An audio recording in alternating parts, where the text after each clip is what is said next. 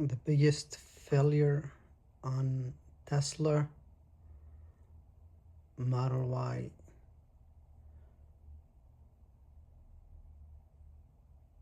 late 2025 and 2026. If you look at the suspension, how it was designed, is this tab rubber isolator. It meets with the upper mount bolt and also the coil. So when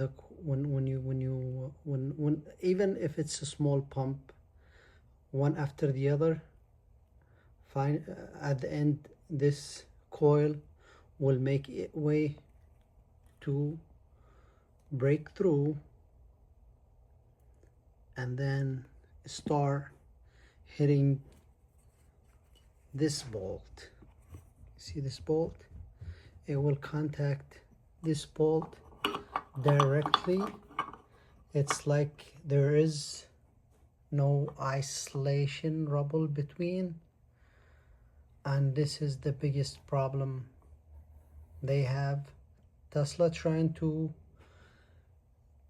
do other solutions. They took mine in, they replaced the upper dumper on the mount, but obviously it's still there and it's still making that same clunking noise, and this is where the problem is.